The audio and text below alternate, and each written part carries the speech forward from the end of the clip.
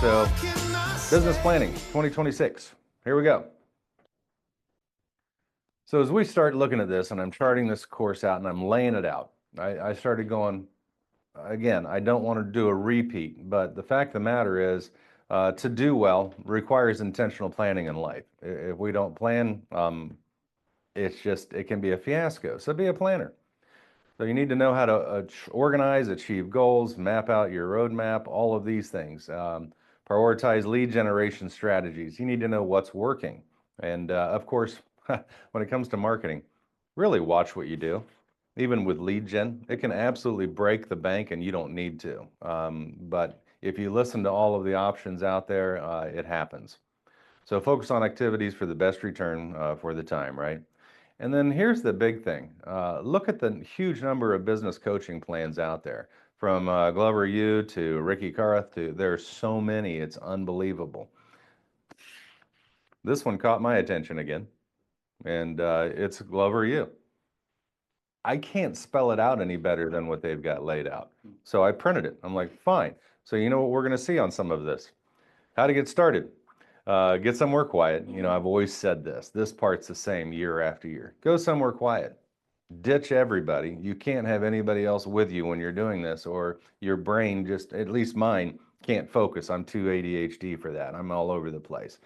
But if I take a walk on the beach, or maybe even go on the boat, hear the lap of the water against the hull, it settles me, and it's amazing what I can do and plan. So I still need to do this for this year myself. That's why this is great to be doing with you guys. Now, spend a little less time on social media. Continue your posts. These are all the various things you can do. More time connecting directly with your database. If you're not using a database, you need to. And there is one provided through the MLS you can use that are free, or you can pay for one. It depends on what works the best for you. Same thing with when we did our what's new in the MLS, you know, being able to track your mileage. They have a free app that you can use that they pay for you through your dues. You need to make sure and look at what your dues pay for. God bless you. So define your goals prior to start. Reconnect with your database. That's the big thing, and that's always a big thing for me. And with AI now, we need to really look at AI as well, right? Because why not ask AI, how can I better connect with my real estate database? Gosh, amazing how it spells it out. It's crazy to me. So prioritize your tasks based on goals, support. I can read this thing to you, but I mean, the bottom line is which goals are most important to you and why, and go down that trail. It's a matter of one task would significantly escalate the momentum of reaching goals quickly. I can tell you that one task real quick. Make one phone call to a buyer every day, one phone call to a seller every day. That's really all you have to do. Get them plugged into your database if they're not, and your business will go through the roof this year. So many people come into real estate and go, I don't know what to do. Guess what? Talk to people. Show up and check out new builds. While you're at a new build, I don't know, if somebody walks up and they're not with an agent, say, hey, how are you? Just be friendly, and you just never know what'll happen, right, Daphne? All right, so never start from zero again. Survival plan. This is Ricky Karath. I mean, he just does some great plans too, guys. And when you've got these trainers out there like Ricky that's doing it for free, you know it's not going to be free forever because he's getting a big enough following that it's going to go nuts. But when he went from nothing, sleeping in his car, to 80 plus deals a year, it's amazing. So interesting stuff. And on top of that, working 60 hours a week and nothing to show for it. So we can work like crazy and we can have busy work, but does it turn what we need? We need to ask ourselves these questions. So I don't know. I think the bottom line here is this makes sense. If I just close 2 deals next month or 10, it's just grinding and praying and hoping it would work. But what he's talking about here is start using your database. Use a CRM and plug them in there and chase them. If you don't have listings, do open houses for other agents. I'm always asking people, hey, I've got listings. Chris has listings. We've got listings in the office. Let's hold them open and talk to those folks.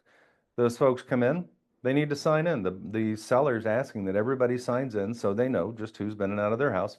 I won't bug you. I'm going to send you an email with just this listing, and I'm going to call you to make sure you got that unless you respond back to me on the email saying, hey, got it, thanks, Kent. I'll leave you alone. If you want me to work with you, I'd be happy to do that.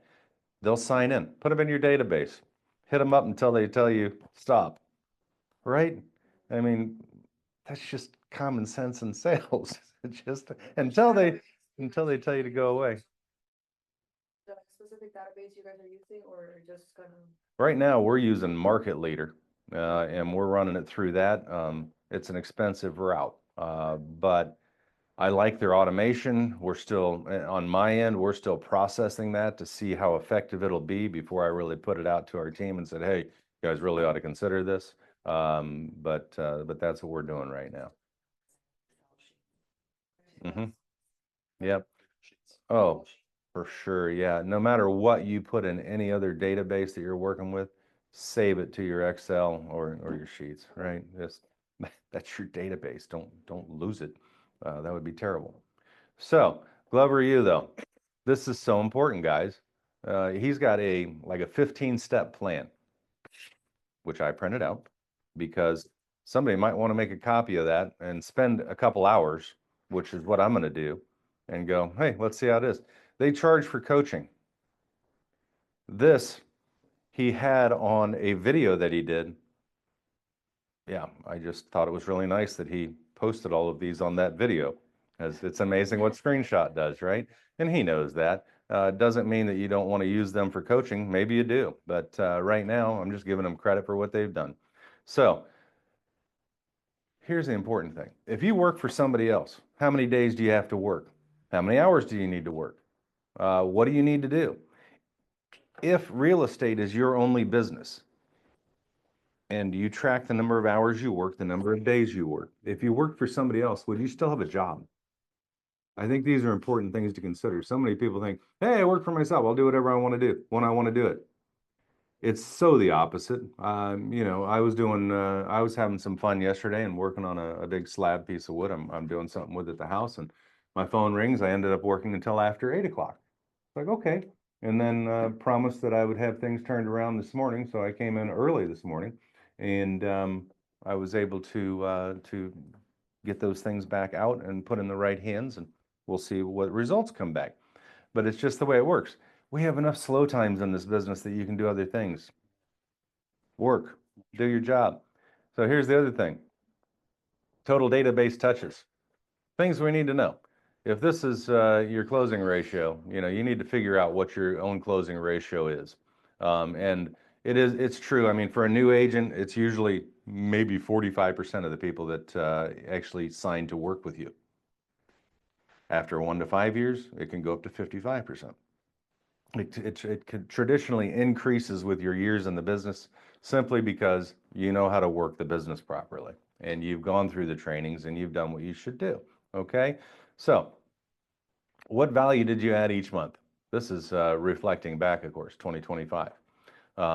It's good to lay this out and go, nothing, nothing, nothing. Oh, yes, I did a bunch of open houses this month. Yeah, okay, I had more responses. Put it in here.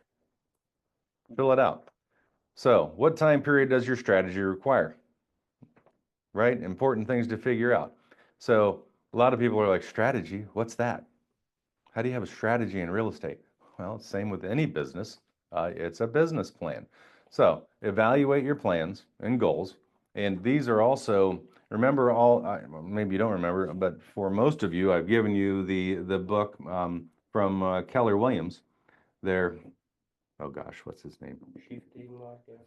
Oh, the one thing. Yes, yeah, but it is the shifting market one and all that. But anyway, the Millionaire Real Estate Agent, and it has a lot of this. So many of these mirror each other. It's unbelievable. But there's a reason for that. It works. It does work. So find one that you want to follow, start tracking it, and make it work.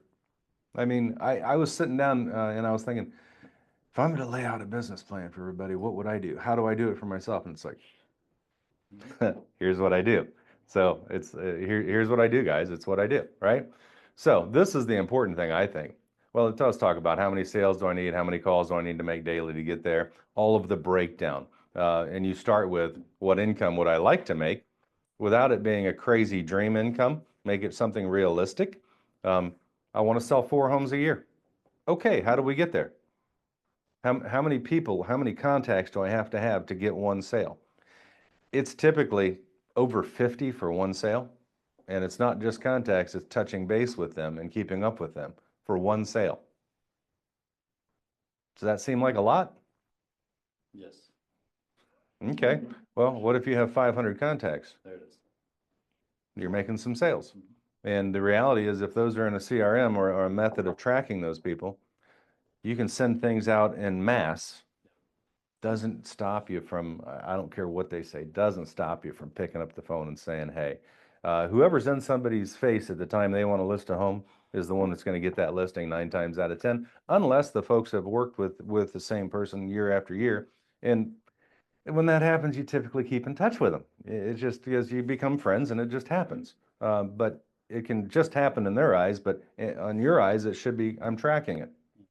And I've been terrible about that over the years, just to be frank. But the Lord just blesses us anyway because I still pick up the phone. I don't necessarily track it every bit. This was my database forever. Driving down the road, starting the A's. You know how long it takes to get through over 3,500 people that are in my phone? It's fun for me though, because what else am I going to do when I'm behind the steering wheel? Sing a song, listen to the radio?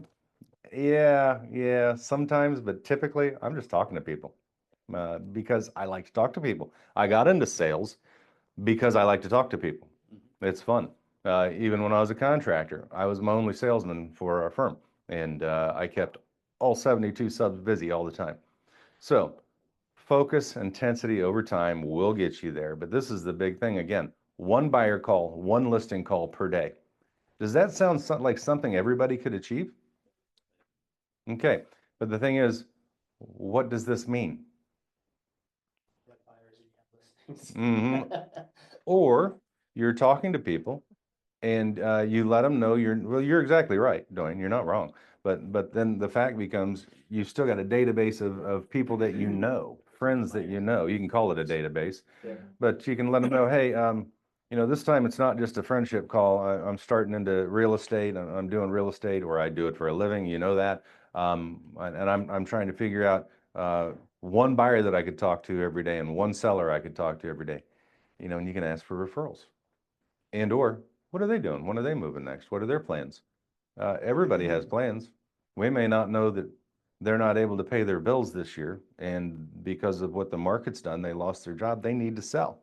It may be a short sale. Okay, if that happens, take the short sale training through the MLS systems, but also go and look at our short sale trainings, and then fire away 1,000 questions at me. It's okay, I'll help, or Leah will help, but mainly, I'll help. Short sales is all I know. Yeah, well, we used to do 40 at a time. It was crazy. Focused intensity over time, though, will get you there, guys.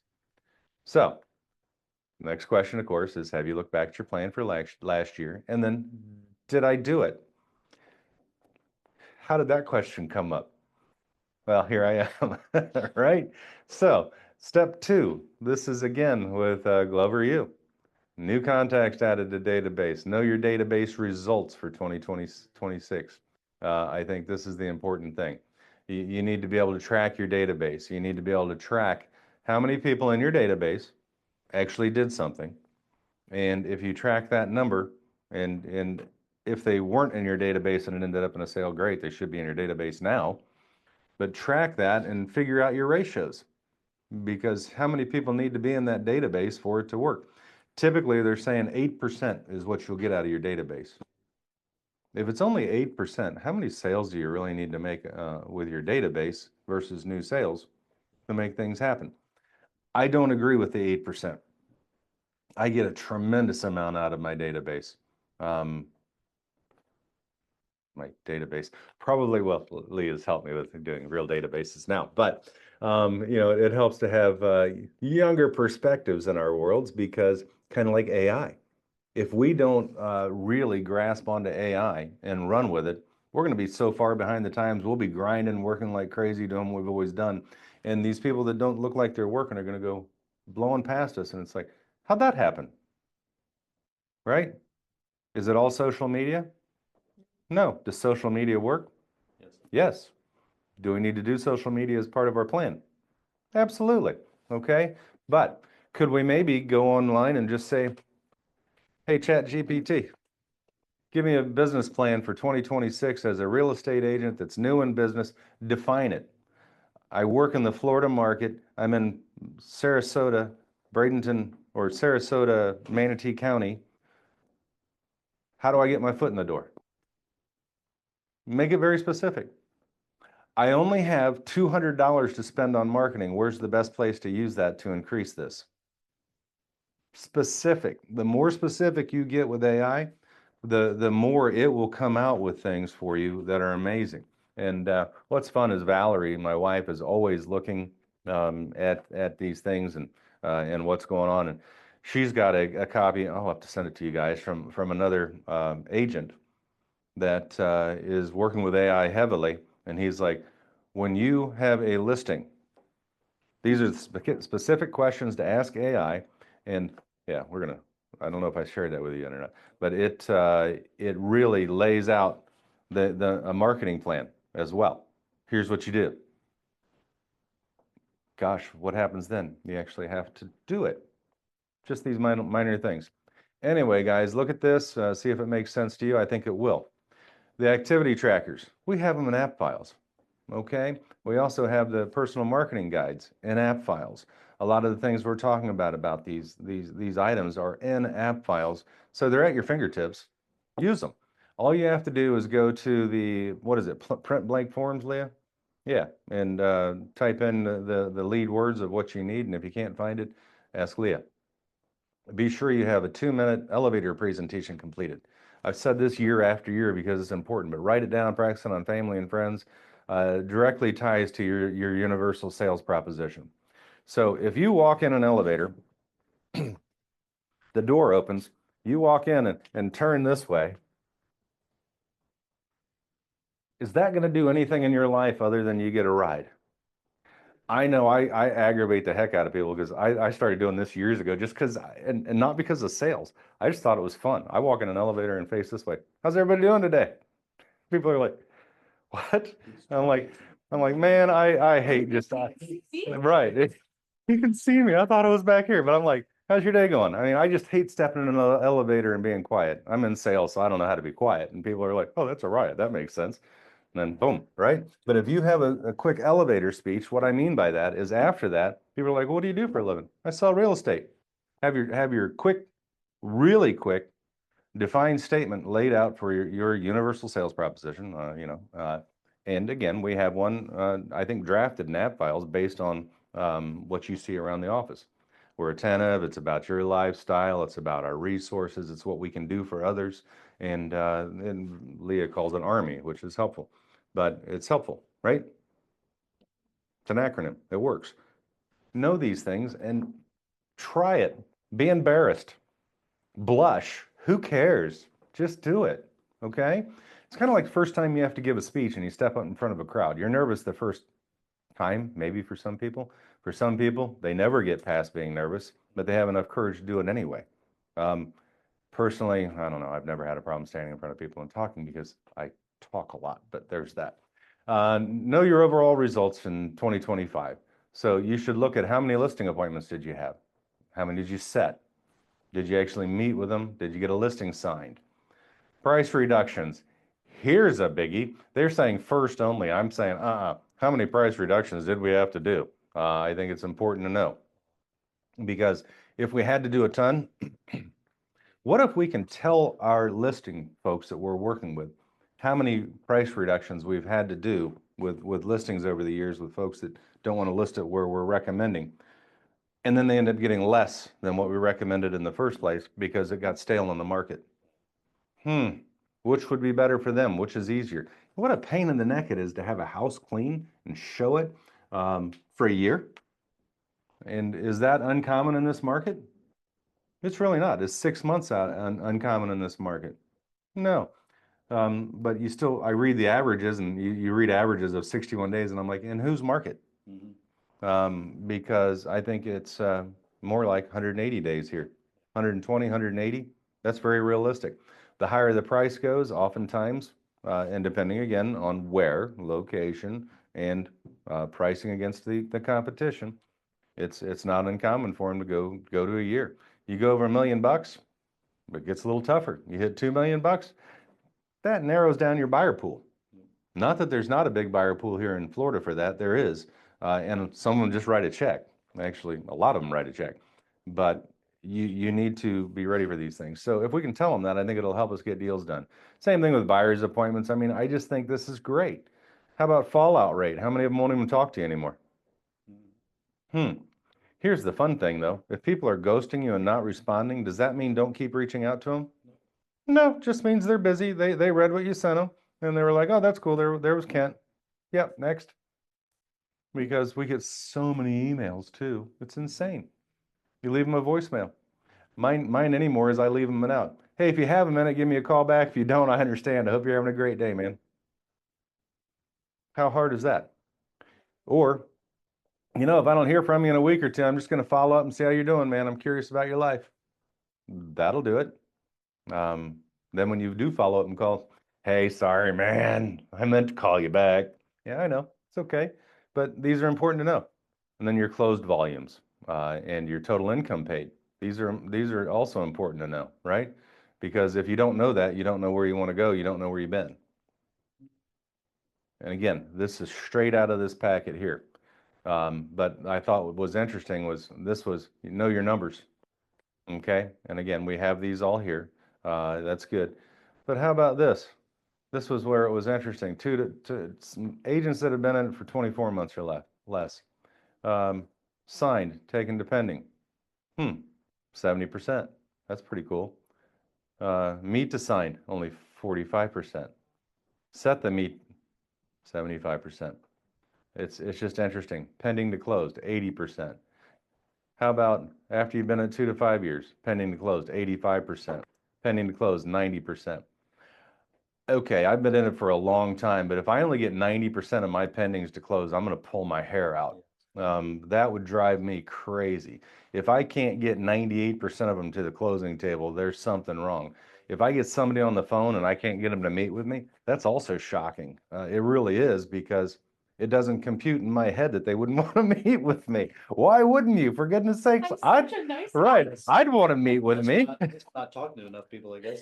Right, there's that. So anyway, things to consider. And again, I suggest everybody makes a copy of this business plan.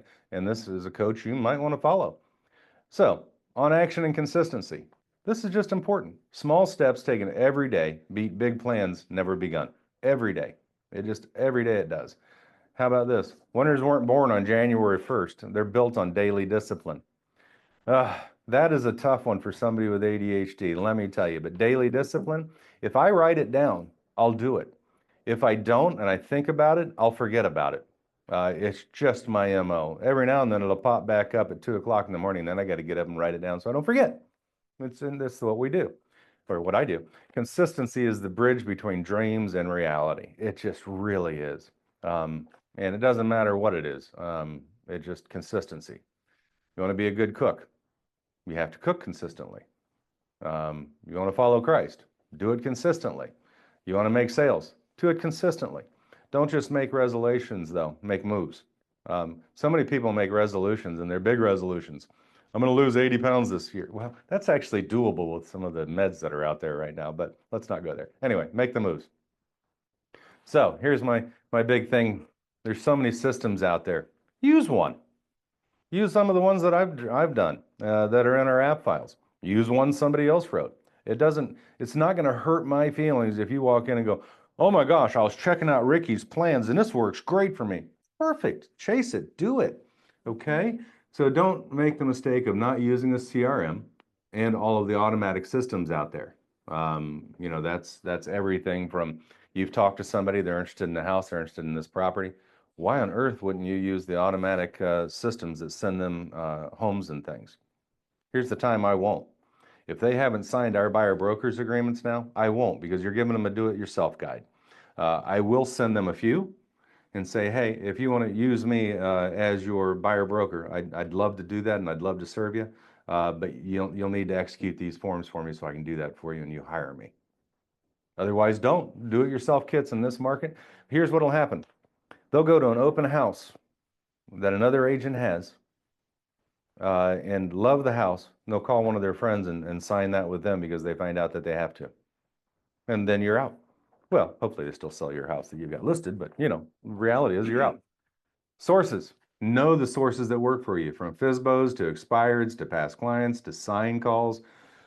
Open houses. I love this. So many people in real estate don't want to do open houses. I don't understand that. It's an opportunity to market yourself. Nobody comes to my open house. Okay. How many signs did you put up in the community and outside on the main roads? 4? Okay. Let's try 24 next time. Make it an absolute sign extravaganza. I like 12. That's my favorite number. But it depends on where. The reality of it is, though, people are going to see your signs, know you're working. If they live in that community, they're going to go, oh my gosh, this guy works like crazy, or this girl works like crazy. I better give them a call. Get another listing. Gosh, that's terrible. If you do more than 12, you're not gonna look presentable for your open house. in There you go. Florida. You're just not. Yep. Yep. And people think because I put it in the MLS as an open house and go put a sign in the yard, I'm good. I'm working, so I'm showing the lister or the folks I'm working for, the property owner, that I'm working. And that's the only reason I do an open house. Wrong reasoning. Make this your best real estate sales year ever, guys. You got this. Do whatever bad you gotta do. Throw the dirty laundry in the street. Chip the critic, now you're blaming me. Got a picture on my phone from a million years ago. Got you searching, flights back home. I'm like, please.